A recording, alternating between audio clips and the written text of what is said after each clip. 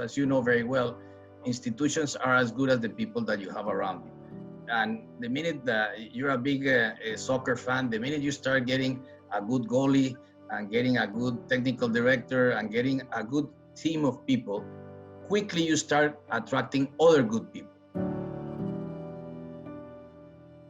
I have to thank you because in the midst of this crisis, with everything that you had to deal with, you never forgot Latin America. And when we had something urgent, I get on the phone and I remember talking to you how we needed some lines with the Fed, especially with the larger systemically risk important countries like Mexico and Brazil. And you did that within literally hours.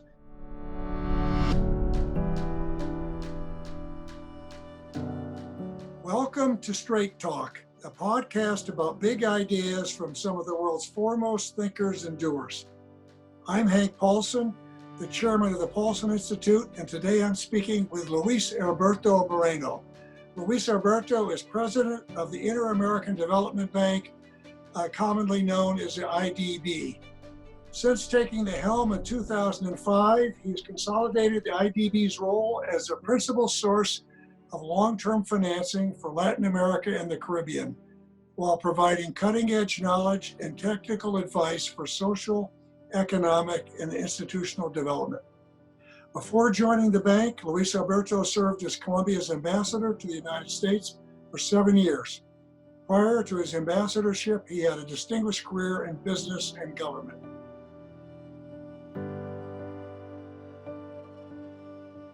Luis Alberto, welcome to this podcast. Thank you, Hank, and it's an honor to be here with you, and what a great pleasure. Well, as I think about this conversation today, I'm really looking forward to it. And taking a walk down memory lane, I remember well the first time I met you. You had heard that my wife, Wendy, was an avid birder, and you came to my office at Goldman Sachs. You were the Colombian ambassador to the US at that time, and you brought this magnificent book, Birds of Colombia. And for those that don't know it, Colombia has about 2,000 species of birds, which are about 1/5 of the global total. So this was quite a book. And you tried to persuade me that we should take a birding expedition to Colombia. Now, we did a lot of things after that before I actually took the birding expedition. But about 10 years later, after I'd left Treasury, you had worked with me putting together a Latin American Conservation Council. We had the first meeting in Cartagena. After the meeting, we met with President Santos, and then we flew to this magnificent, pristine area on the Pacific coast of Colombia, Sierra Nevada de Santa Marta. And it was really beautiful. And I know you remember all that, but what I also recall is you actually seem to be pretty interested in birding and pretty good at it. So perhaps that gift of the bird book was more than a clever ploy to entice me to visit that country. But anyway, that was quite a trip. Well, Hank, thank you very much. And let me say, look, it's equally an opportunity not only to thank you, but to, as you go down memory lane, as you mentioned, it was almost now 22 years ago. And I remember going to see you because the Colombia of 22 years ago was in really bad shape. This was a country that most experts inside and outside of Colombia thought that Colombia was not viable, that it was basically a failed state. And it's essentially required not only beefing up the capacity of the state to fight back the insurgency of the FARC and the narco trafficking, but equally to do what you must do in any country that is facing something like this, and is to invest in its people and to find ways to improve. So after researching you and knowing that you had this love of birds that, as we all know, you comes really from Wendy, which transmitted to you, I went to see you at Goldman, hoping to get you interested in Colombia. Much to my surprise, Wendy had already been all over Colombia watching birds. And I frankly didn't know much about birds. The little I started to learn was from her. And she told me something that was fascinating, is that when you get a country that has at least 2,000 different species of birds, you can begin to lay the groundwork for serious birding expeditions and tourism, which, by the way, is the most environmental kind of friendly tourism that one can develop because it's not intrusive. People love to work with nature as you have done so many times. So essentially, that was kind of our journey together. And I remember when you were first nominated to be Secretary of the Treasury, and you were very kind to reach out. And I said, no, I know you. I was the one who went to talk to you about birds. And you, of course, remembered. And then we went through, this amazing process, which you were in the midst of managing the financial crisis and everything else. But, certainly Colombia in those years has changed for the better. You're right in this conservation council that you put together, which was wonderful, not only getting very significant people from our hemisphere who really have a passion for conservation, but equally getting from US global companies. And I think that mix has really delivered on a lot of areas, but at the same time, it's been a lot of fun. I'm glad you reminded me of where Colombia was 20 years ago and where it is now, because we see this time and time again. I see it with nations and you see it with companies. If you get the right leadership, it's amazing what happens and what can happen in a relatively short period of time. Now, I'm going to now turn to the IDB and talk a bit about what you accomplished there. But before we do that, I would like to just give the listeners an elevator speech about what the IDB is. What is the IDB? The Inter-American Development Bank is not unlike the mission of the World Bank, which as we all know, and I'm sure you've done it a lot these days of thinking back in history. I'm sure you did it during the financial crisis to look at, the Great Depression, the many lessons that came out of that, how the US basically built a system in the post-war period, which was the big push that President Roosevelt at the time, as well as Winston Churchill and others really wanted to have a system where we won't have wars again, but basically that countries could prosper. And that brought about what is typically called the Bretton Woods institutions, where Keynes was a central actor. But that, as a result of that, equally came, and about the same time, a discussion at the time of President Eisenhower and then President of Brazil, Juscelino Kubitschek, which was a very important leader in the history of Brazil. And the two of them came on this idea of what they called a Pan-American Association. Is what, you go back in history, even coming from the days of how this union started. And even then, you remember the US wanted to be very independent. They didn't want to get involved in all the conflicts with Europe, but they also wanted a very independent kind of neutral region to be Latin America. And so there was always these ideas to connect the Americas. It is in that context that he launched this idea of the Pan-American Corporation that included, among other things, a development bank. And a development bank that was largely owned and run by Latin Americans, where they have 51% of the shares, or a little less than 51.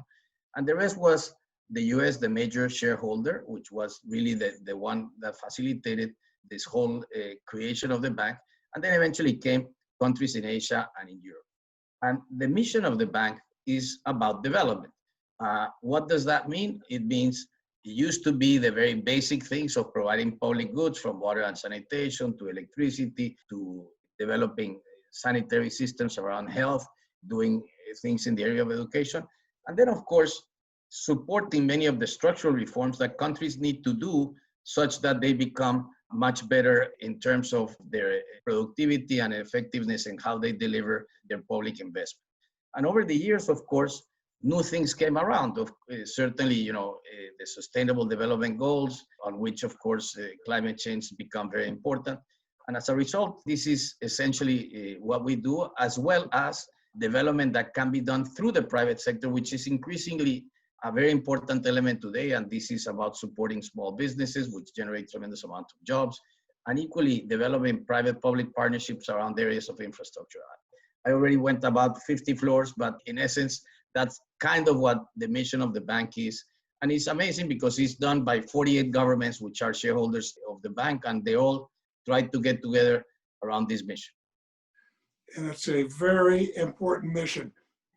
Now, Luis Alberto, I've watched you transform the bank, professionalizing it and adapting it to respond to Latin America's needs. What do you see is the most important change under your leadership? What are you proudest of in the 15 years you've been there? Because there's been major, major changes. And I've watched them big time, and even the last 10 years. Well, Hank, I always start, you've really been a mentor to me all these years. And you always say something that I really took to heart, which is, the way to really, really change institutions is to have an expansive way of looking at them, a very ambitious kind of agenda that essentially allows you to put a very hard marker for yourself. Even if you don't get there, just it puts you on a trajectory. So what do I feel the proudest? I think the team that we've assembled, because as you know very well, institutions are as good as the people that you have around you. And the minute that you're a big soccer fan, the minute you start getting a good goalie and getting a good technical director and getting a good team of people, quickly you start attracting other good people. And so over these years, I think we've managed to get not only a very strong leadership team, but just as important, a very strong bench. Because I think if you don't have a strong bench, you don't have the kinds of people that can rise to different areas.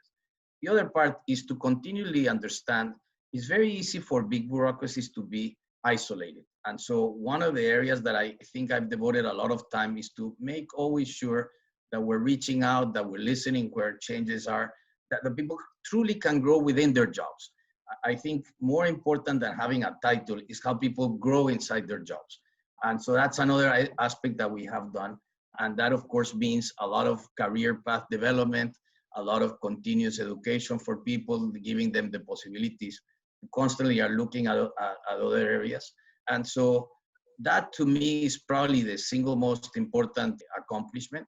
And then, of course, as you go deeper, having been able to take a very small private sector arm of the bank and make it into something very substantive. When I got to the bank, we had a small, what we call at the time, the Inter-American Investment Corporation. It lent about $150 million. We then converted that and capitalized it in what we call IDB Invest. This year we'll be lending over $7 billion. These are all around development projects, but more importantly, is thinking that this can become platforms whereby you can mobilize far more resources. A lot of what the work that you used to do at Goldman, which is, how do you get other partners to use your platform and to come in. And for instance, just this first half of the year, we already done about over $1 billion in third-party partners that come alongside with us in financing projects. And getting co-financing from our own shareholders. We did this, constantly are doing this with some of the major bilateral donors like Germany or France or Japan or China. And this has, of course, given us more breadth and depth into what we do. And then being able to be on top of the salient issues of the day. And here I mean, technology. I mean, we started over 7 years ago really getting deep on how to use technology around development projects. And that meant for our staff to really understand the benefit of technology. Is not enough for me to just talk about it, but really for people to take it on. And today, we're a much more flexible bank. Everything is on the cloud. We can deploy a lot of technologies around projects. And that has served us well as you start to look at all the fundamental changes that we're going to see going forward after COVID. And on the other hand, everything around climate change, which is one of the single biggest challenges of our time. Was talking to Brad Smith from Microsoft early this morning, the president, and he was saying, this is two book stacks. It's on the one hand is COVID, on the other hand is climate change.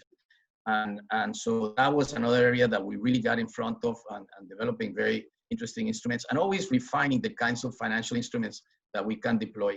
And at the same time, always understanding that our true value, more than our financing, is not only our knowledge, but our capacity to be an independent voice that can bring parties together around the table and facilitate dialogues that governments typically have tremendous difficulty of doing it.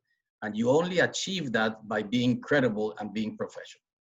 It's fascinating to me, and it's right on that you started with people.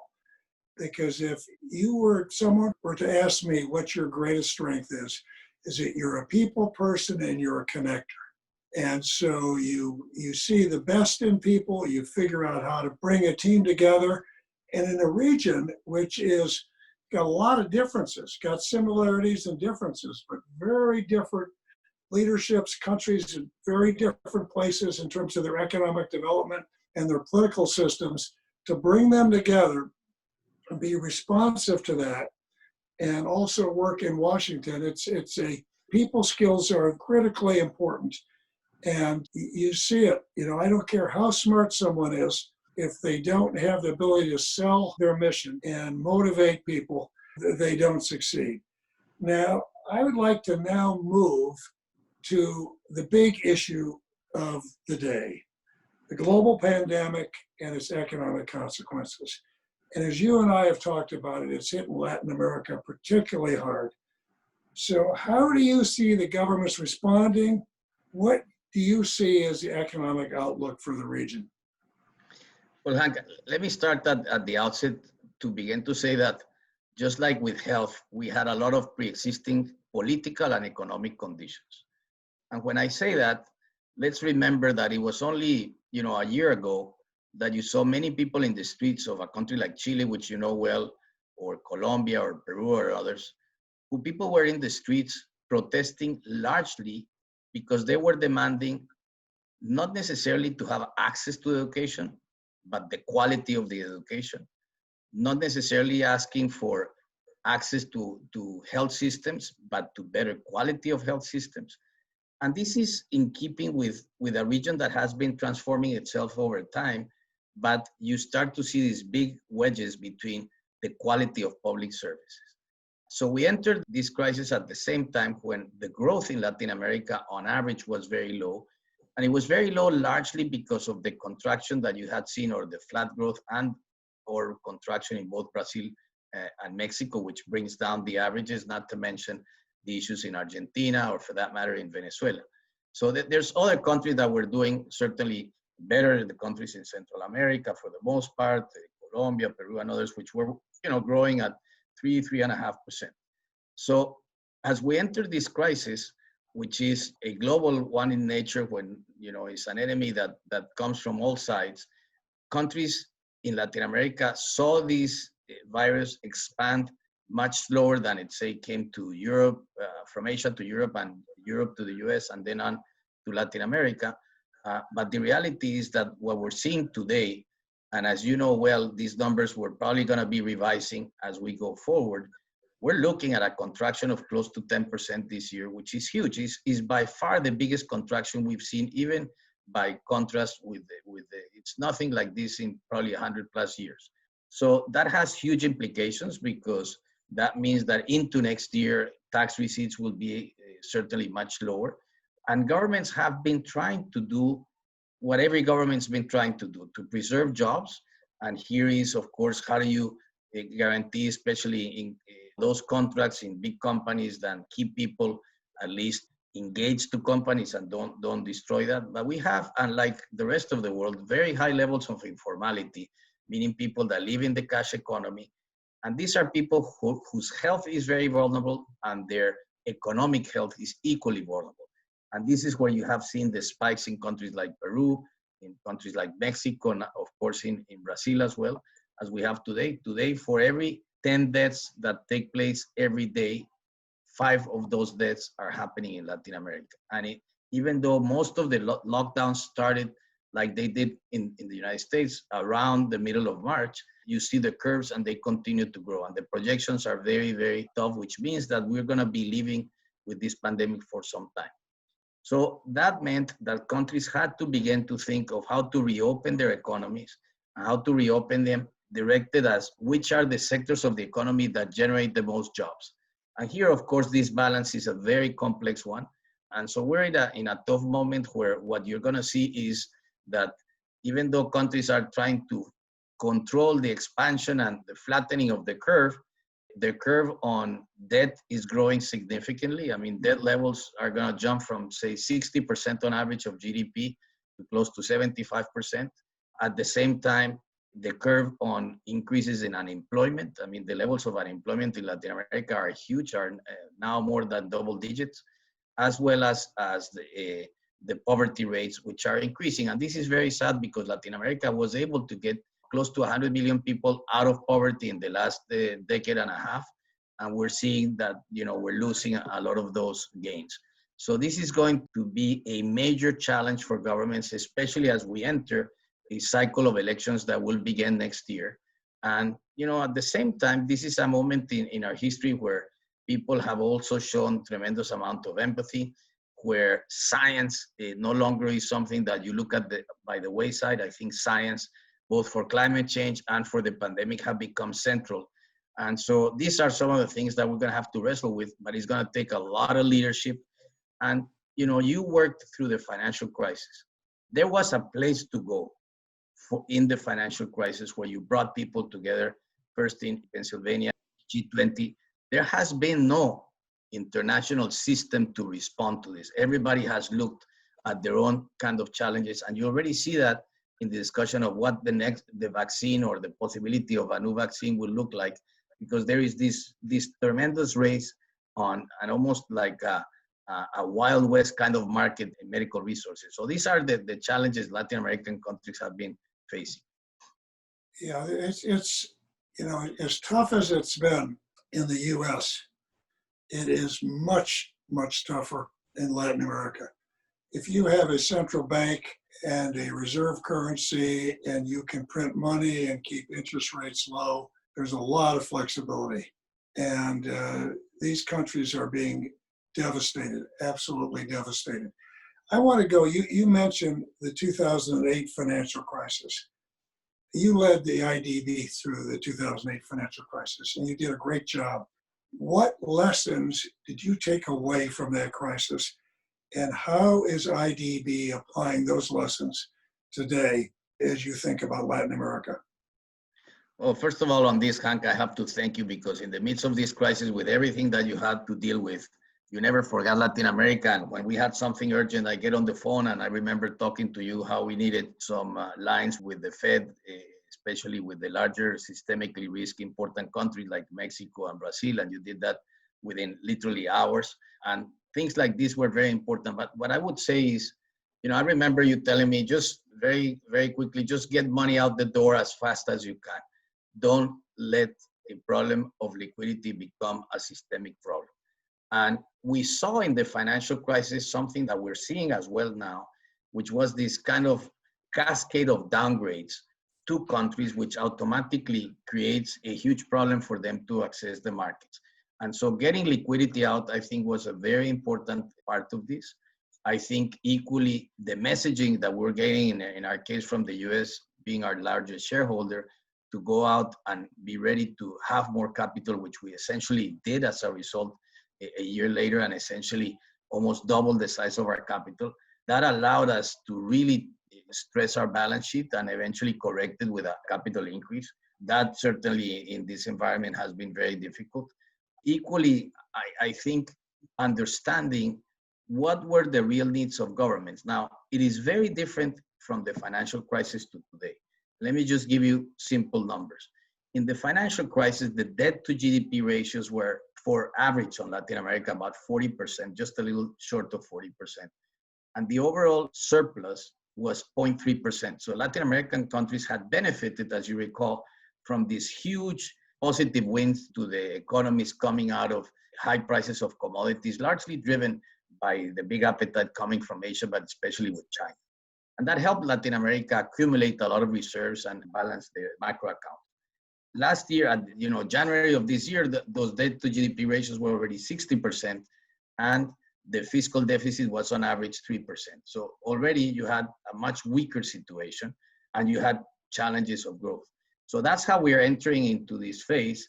And of course, that's what makes it very different from the financial crisis. And the other aspect that I think we forget is that the financial crisis was concentrated in the developed economies, and it was the emerging market economies that helped the world economy turn around very quickly. And it was emerging markets who led the process of growth that brought many of the developed economies out. Unfortunately, here, the level of the water for everybody is very low. I mean, we're all in a situation of recession, which makes it much more difficult for countries that depend to a large degree on foreign trade, when foreign trade has collapsed the way it has collapsed. So it's a very different kind of moment. We truly had in the financial crisis a real V-shaped recovery, which then led countries to continue to grow. Unfortunately, we never had problems with, say, our financial system, which was very, very critical. It could have, you had the case of Europe, for instance, which had a capacity of contagion in Latin America because some of the major European banks operate in Latin America. We never, even though they pulled back, we're able to get some of the resources into the countries and kept the liquidity going. Yeah, it's very, very different in some ways, similar in others, but it's much more devastating to Latin America. But what are the prospects for an environmentally friendly recovery in the Americas? How can governments, and we've talked about this a lot, leverage sustainable infrastructure to support their recovery? I know you're giving a lot of thought to that. Well, Hank, I don't think there's an alternative. I think clearly, as always is talked about, where are the jobs, where is the multiplier? When you always want to see where governments invest, where is the multiplier that gives you the growth? And especially if you have weakened private sectors, you're going to want to see the government expenditure helping drive the growth. And the biggest multiplier, of course, is infrastructure. And here, I don't think we have an alternative. I mean, we truly have to build back better. We have to do it in a way that is much more environmentally friendly. I think in today's environment, with the huge amount of liquidity that has been provided by all the major economies in the world, of course, the US and Europe, essentially is going to be a moment where we're going to be in a very low interest rate environment, but equally, we can find ways to make projects attractive, especially those projects that have an impact on the environment and on green growth. And for that, it takes a total rethink on the side of governments to say, okay, if I'm going to do a road through the middle of the Amazon, well, I'm not going to get any benefit. On the contrary, I'm going to get, like it's happening in Brazil right now, pension funds which have close to $8 trillion saying, we're not going to invest in your country if you don't do these kinds of things. But those same pension funds will say, hey, but if you're doing something that is sustainable, that has green growth associated with it, I'll be there. So I think this is the opportunity for us to develop truly different things. On mass transit, I think mass transit is going to become very important, looking at electric driven cars like we are seeing already happening. Equally, the way we build roads, the way financial institutions even look at their own portfolio and looking at buildings that are, for instance, big generators of emissions, how they are redone. I think, one of the more fascinating things that we're going to see the world over is, as we go back to the office, what those offices look like? How do you really make them more energy efficient? How do you make it more LED type buildings? These are the kinds of things that I think are going to be out there. And it's going to require equally a set of tools that, in my view, what's going to make it more attractive is our capacity to lever blended finance. And I mean, is how do you buy down parts of the debt for projects that are providing that kind of impact?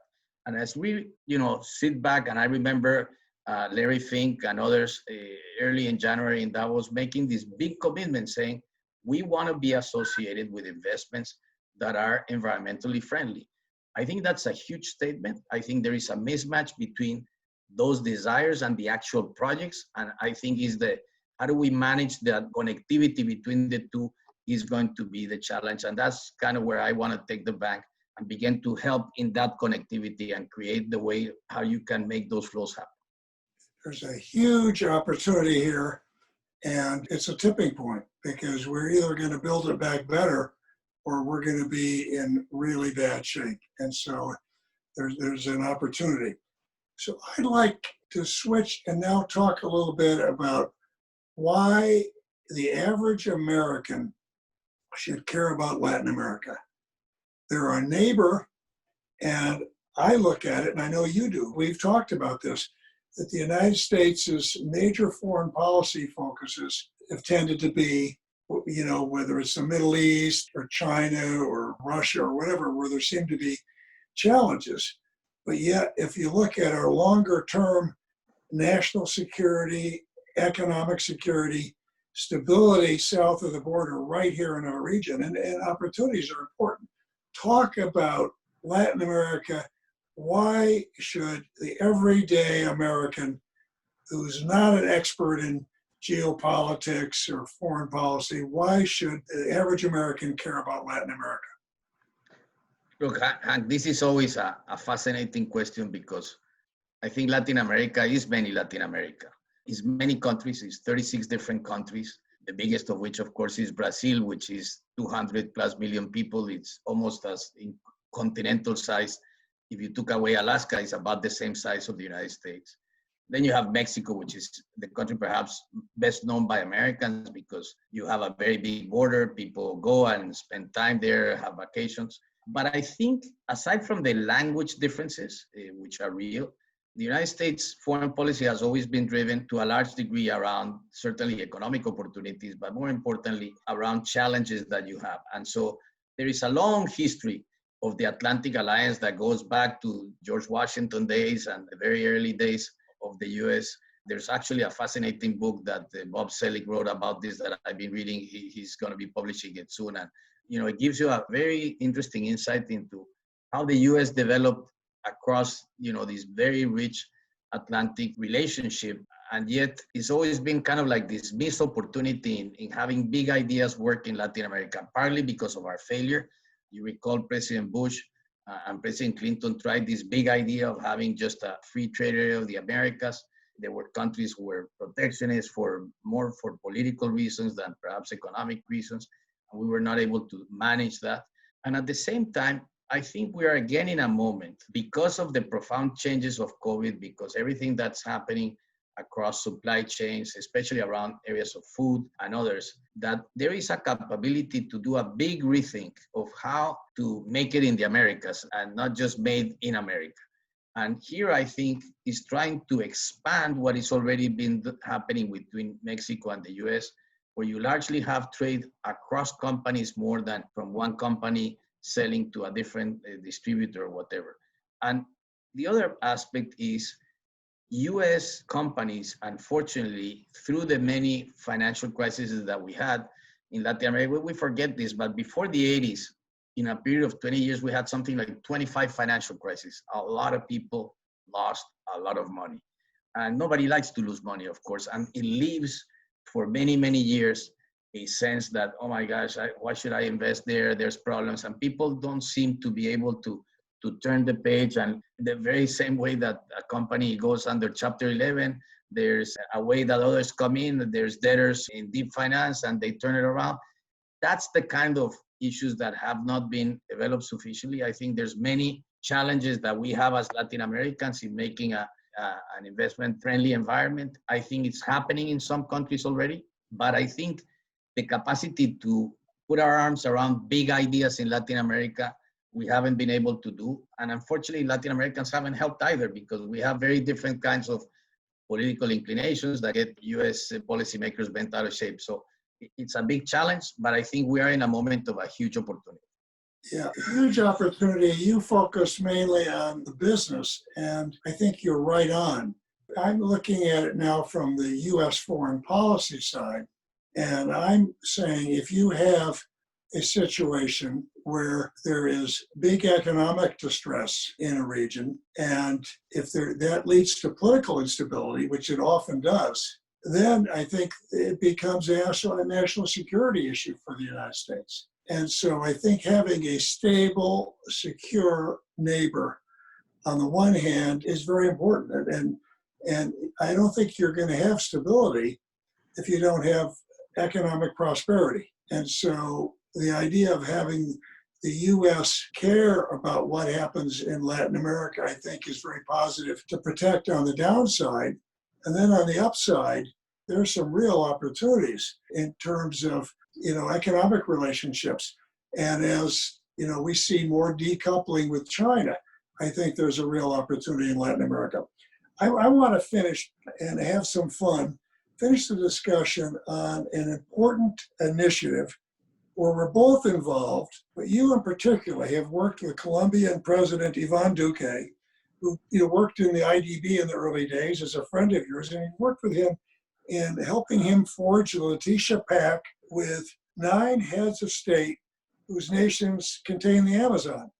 So describe the Leticia Pact and what IDB is doing to protect tropical forests and biodiversity and promote nature-based solutions to climate change.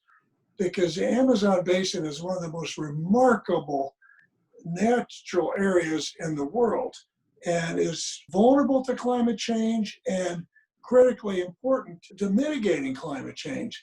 So there's so much going on. This Letitia Pack, I don't think has gotten much attention. You've been right there.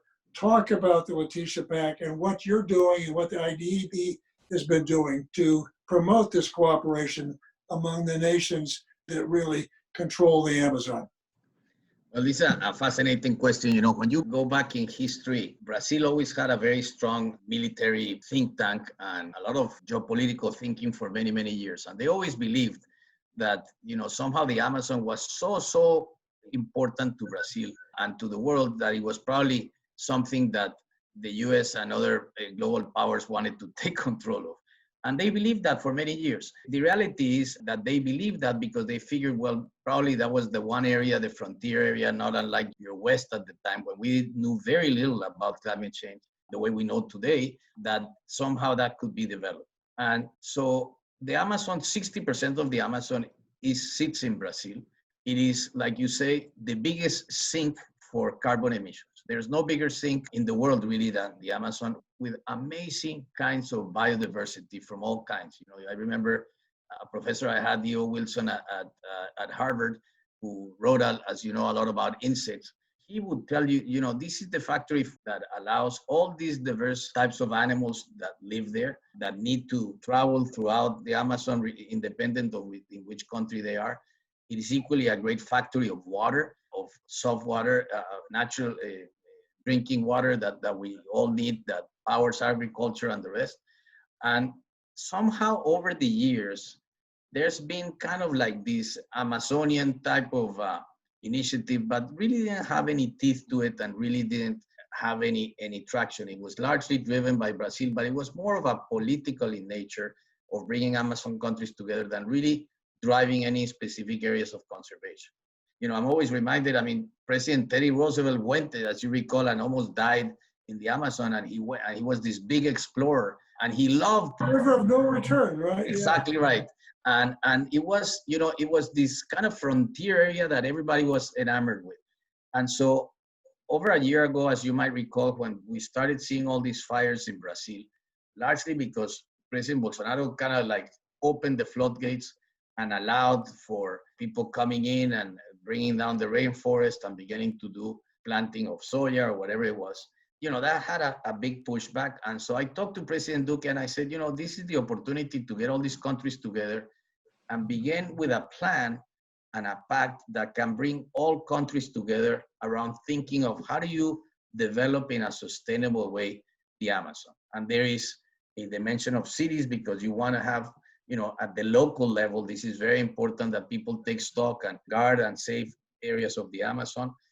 Unfortunately, especially as we speak today, in this kind of warm season that we're already starting to have, you know, the levels of condensation become very low, and it of course allows for fires. We're seeing more fires this year than last year in the Brazilian Amazon. And the idea, therefore, was to begin to have countries all together to say, we need to take care of the Amazon, we need to help do it in a way that is sustainable, find ways to protect those communities, prevent people from coming in and just bringing down trees or fires that eventually will kill a lot more of the Amazon, which is dramatic, what has been burned. And especially even in those areas where you have seen destruction of the rainforest, how can you again plant trees that are local in nature that can come and bring back the kind of canopy that you had there? And the other aspect is there's a lot of development in biotechnology that you can do around Amazonian products. You see it already. There's a fantastic Brazilian company called Natura that basically has developed all of these set of beauty products associated with Amazonian products, and you see the same in certain kinds of medical development. So these are the kinds of things that I think we should really focus on, really green development for these areas. And I'm happy to say that, you know, working with you, we've begun to do something similar in Colombia. I think we should begin to have at least a process And this is the bottom line of the Leticia Pact, everybody working together. Unfortunately, everybody feels for the Amazon, wants to do things, but everybody's doing their own little thing. And this is the time to create a critical mass and make a fundamental change. Yes, and what the IDB has done, which is magnificent to start out with, is made good progress on developing a digital platform that will track everything right down to ground level with transparency in terms of what's going on in the region.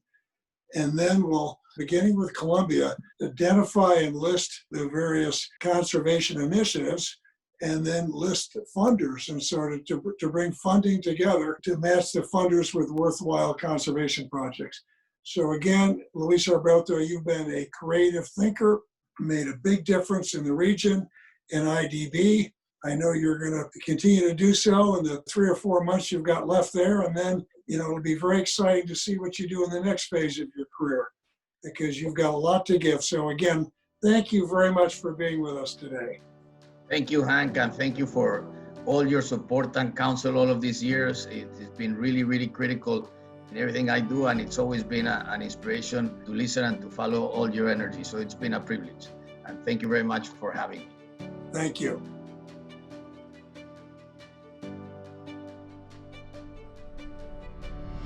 You have listened to Straight Talk with Hank Paulson, a podcast of the Paulson Institute.